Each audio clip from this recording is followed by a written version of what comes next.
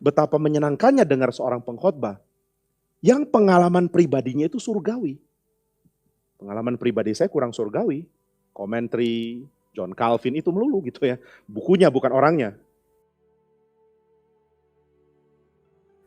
Ada tulisan-tulisan yang menjelaskan tentang Henok misalnya. Sudah tahu apa yang terjadi pada Henok setelah dia diangkat? Nggak tahu ya. Maka orang-orang mulai berspekulasi, kira-kira Henok diangkat untuk ngapain ya? Lalu ada tulisan yang mengatakan Henok itu diangkat sama Tuhan karena dia disuruh menjadi pengantara antara sorga dan tempat simpan malaikat yang jatuh dalam dosa. Jadi kerjanya dia bolak-balik. Surga, lalu tempat simpan malaikat yang jatuh dalam dosa. Nanti malaikat-malaikat ngobrol sama dia. Di surga ada apa sih? Kami mau berontak.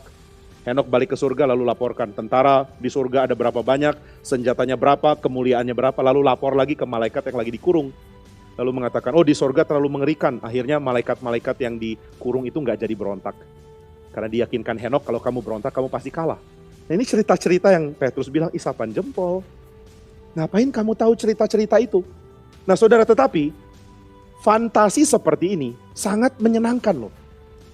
Saya mau beritahu ya saudara, menurut saudara sangat menyenangkan nggak? Kalau saya mengaku bertemu Petrus tadi malam. Tahu tidak, tadi malam aku ngobrol-ngobrol sama Paulus. Hah? Paulus atau Petrus? Dua-dua, satu-satu datangnya gitu ya. Petrus duluan, baru Paulus. Apa yang terjadi pada Petrus? Petrus sharing sama saya bahwa dia dikasih menu makanan yang haram. Loh, itu bukannya kisah Rasul ya. Pokoknya tema-tema yang saya ingat-ingat saya munculkan semua. Petrus katanya disuruh makan yang haram tapi dia nggak mau, tapi Tuhan tegur dia harus mau makan yang haram. Maka dia mengajak saya makan babi panggang misalnya ya. Saudara bisa bayangkan ya betapa menyenangkannya kalau saya bisa membagikan tentang tokoh yang saudara kagumi dengan cara yang begini dekat.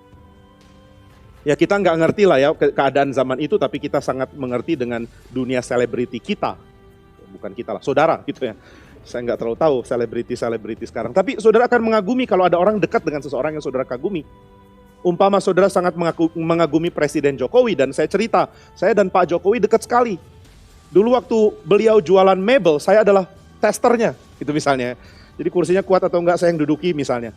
Lalu saya ceritakan, oh Pak Jokowi hobinya ini. Wah saudara akan senang dengarnya. Bayangkan betapa menyenangkannya dengar seorang pengkhotbah yang pengalaman pribadinya itu surgawi.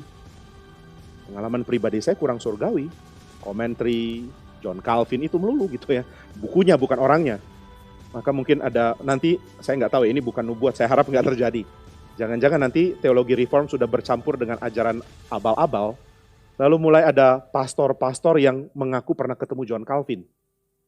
Ini kan nuansa reform. Kalau dulu ketemunya nabi-nabi dan rasul-rasul, sekarang direformkan sedikit. Saya ketemu John Calvin, kemudian Martin Luther. Mereka masih berantem loh di surga misalnya contohnya. Saudara, tentu ini adalah sesuatu yang penuh fantasi dan mungkin menyenangkan. Tetapi yang pasti di zaman abad pertama, cerita-cerita seperti ini sangat menguatkan orang-orang yang pengharapannya di bumi sudah habis.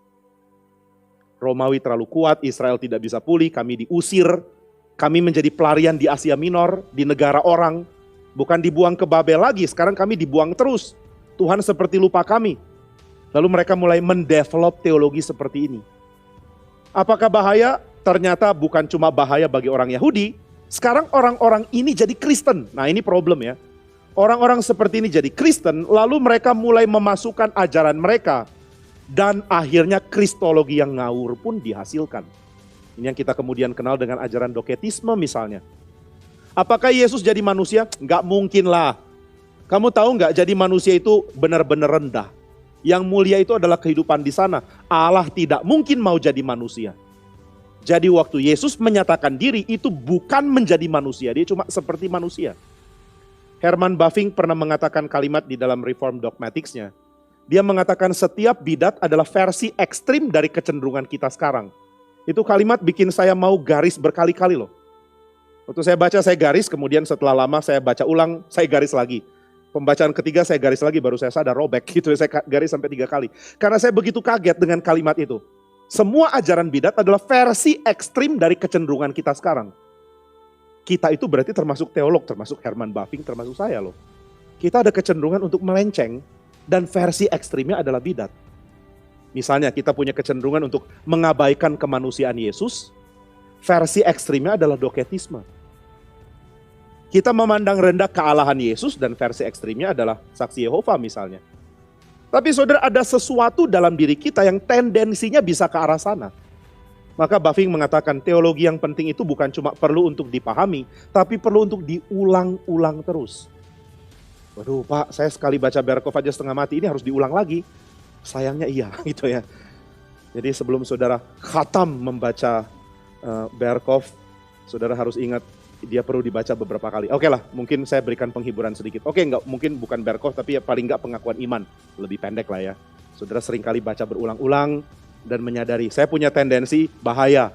Saya bisa menafsirkan Alkitab dengan cara yang ternyata salah. Maka saya perlu kembali kepada apa yang gereja ini akui sebagai pendirian utama kita gitu ya.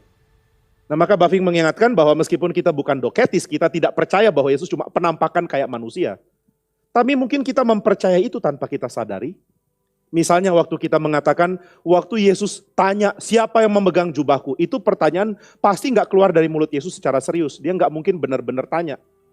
Karena kan dia maha tahu, benar dia maha tahu loh, itu benar.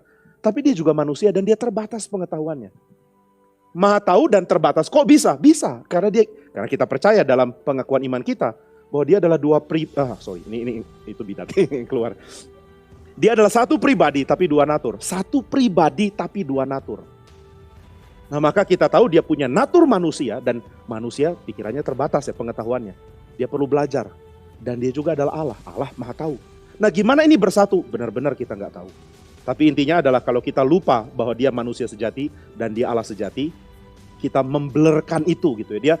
Dia Allah sih tapi yang nggak manusia-manusia amat. Atau dia manusia dan nggak Allah-Allah amat. Ini problem. Misalnya waktu Yesus ada di bait suci waktu dia masih umur 12 dan Alkitab mengatakan dia bertanya kepada para pemimpin agama, kita akan berpikir ini pasti pertanyaan ujian.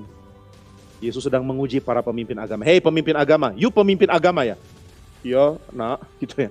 Duduk saya mau uji. Bukan, dia benar-benar tanya, dia mau tahu. Nah maka saudara, itu adalah ekspresi dari Injil mengenai kemanusiaan Yesus. Tentu ada bagian lain ekspresi ketuhanan Yesus itu juga jelas. Setan menyembah dia, Yesus maha tahu, Yesus mendiamkan angin, mendiamkan badai itu, ya itu saudara tahulah dengan jelas paralelnya dengan perjanjian lama adalah dengan Allah, bukan dengan siapapun yang lain. Nah maka ini yang harus kita pahami bahwa inkarnasi Kristus itu real, dan doketisme adalah tendensi yang mungkin muncul jika kita tidak hati-hati. Tapi bagi orang-orang pada zamannya Petrus, banyak orang yang merupakan guru palsu mengajarkan Yesus nggak benar-benar jadi manusia. Sehingga mulai muncul banyak dongeng yang mengatakan Yesus adalah salah satu malaikat yang mirip dengan Mikael misalnya. Makanya nama Mikael muncul di dalam surat Yudas. Dalam perdebatan dengan Lucifer, katanya dengan malaikat. Lucifer versi Latin ya, bukan versi Alkitab. Nah jadi saudara sekalian ada banyak cerita-cerita yang disindir oleh Petrus maupun oleh Yudas yang sengaja diambil. Dan kalau saudara heran, kenapa dia kutip dari kitab yang tidak masuk kanon kita? Itu sindiran. Karena orang-orang yang dia sedang address adalah orang-orang yang dipengaruhi ajaran protognostik ini. Maka tentu adalah sangat kuat kalau Petrus mengutip dari protognostik, seolah-olah mirip tapi kemudian memberikan perbedaan yang sangat jelas tentang teologi Kristen yang dimiliki oleh Petrus.